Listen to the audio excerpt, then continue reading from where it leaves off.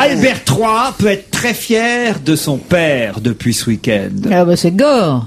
Oh, et c'est tout. Ah ouais. Bah oui, mais...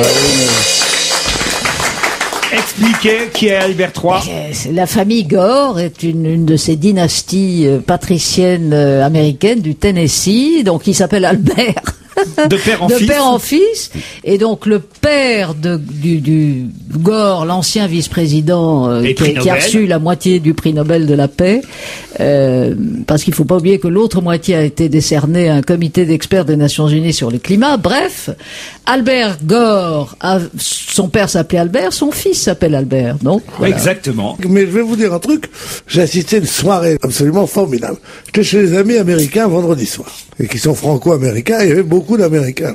Alors j'avais assisté à la première élection de Bush avec eux, et tout ce monde-là pleurait en disant qu'Al Gore, c'était ce qu'il y avait de mieux au monde, il fallait prendre Al Gore. Moi j'étais là, vous savez, tant que ça touche pas mon pays, je m'en fous. Donc, j'étais curieux d'aller les voir avec leur grand homme, qui était enfin... Prix Nobel. Prix Nobel, c'est-à-dire, sinon, président des États-Unis, du moins, portait la plus haute récompense que l'on connaisse, prix Nobel de la paix. Comme monsieur Kouchner, hein, qui est prix Nobel de la paix aussi. Pour Médecins sans frontières. C'est des choses qu'il faut répéter. et alors, non, mais c'est vrai.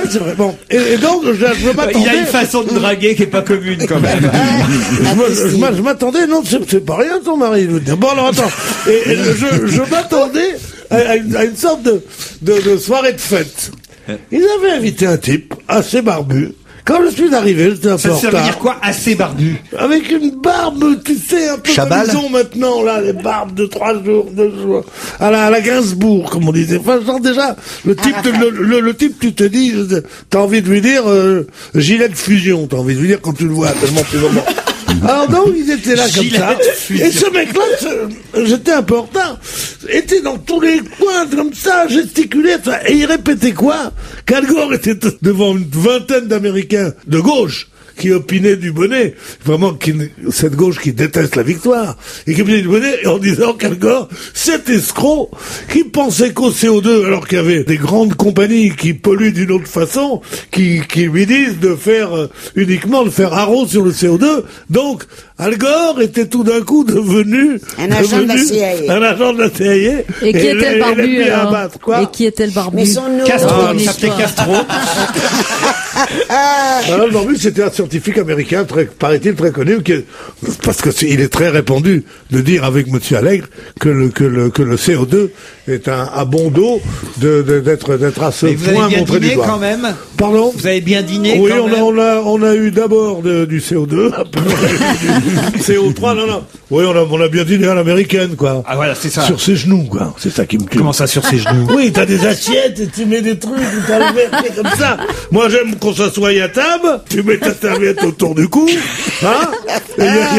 Il y a une sorte de, non mais c'est vrai, une sorte de Mademoiselle Seigné qui vient te porter les trucs. Comment t'appelles ça?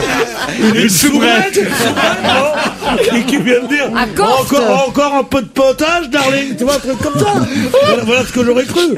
Non, c'était comme ça, alors, je faisais tomber le foie gras sur le... Moi, j'ai fait une soirée crêpe devant le rugby. Ah bon? C'est sympa parce que là, on peut manger à la main, vous voyez, tranquille, sans être à table. Ouais. Vous avez fait comment, vous, Claude? Alors, c'était chez un de mes fils. Alors, c'était un buffet froid formidable. Ah, oui. Et tu sais chez qui? Chez Picard. Ah bah, écoute, moi aussi. Il a décongelé quand même. Moi aussi. J'étais avec Mme Bénichou, on a dit qu'est-ce qu'on va faire pour ce soir, parce qu'il y avait des amis qui venaient. La seule chose qu'elle a fait, non mais je te jure, cette feignasse, quelque chose qu'elle a fait, c'est la mayonnaise. Et encore, il a fallu que je menace. Non mais, tu veux que je te dise notre menu, nous? C'est très simple. Œufs en gelée, chez Picard. Charcuterie italienne, qu'on n'a pas acheté chez Picard, vraiment.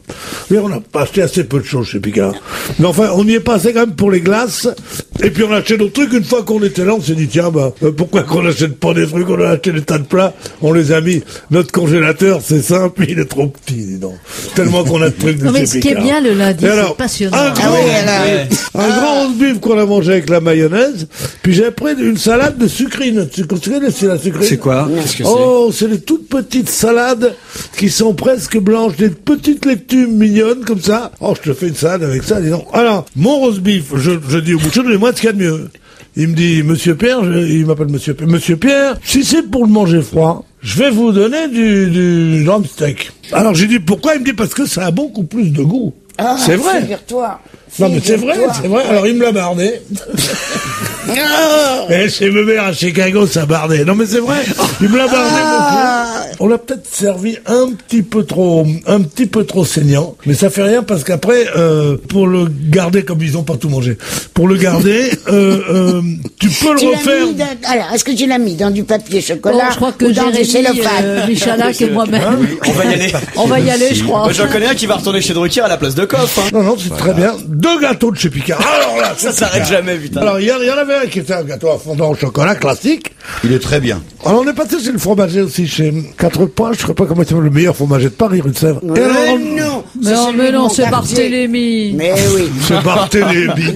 Voilà ce que c'est que c'est provincial, c'est étrangère même, qui arrive, qui dit Barthélémy, c'est bien, madame Grenelle.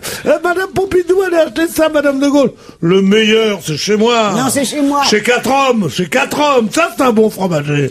Vous me ferez 10%, même 4 hommes, oui, bien sûr. Non, mais sérieusement. Et alors là, on s'est tapé. Aïe, aïe, aïe. Un quart de roue de brie. Mais le double brie, je prends maintenant, tu vois. Un reblochon. Si on a un ami, il adore le reblochon, bon. Vous avez un ami dans le reblochon? Oui, et puis un gros morceau de roquefort. Mais pas du Société, du Papillon, hein. Parce que le Société, il est bon, mais il n'a pas fait artisanalement. Tandis que le Papillon, oui. Voilà. Alors, pour le pain, le soir, j'ai eu un drame, évidemment, ils s'en vont. Les connards s'en vont, évidemment, les connards. En tout cas, au crâne, je te l'ai mouché, hein. C'est elle qui vient nous dire quels sont les bons fromagers, mais qu'elle les a achetés à Bruxelles, ces fromages. Qu'est-ce que ça veut dire?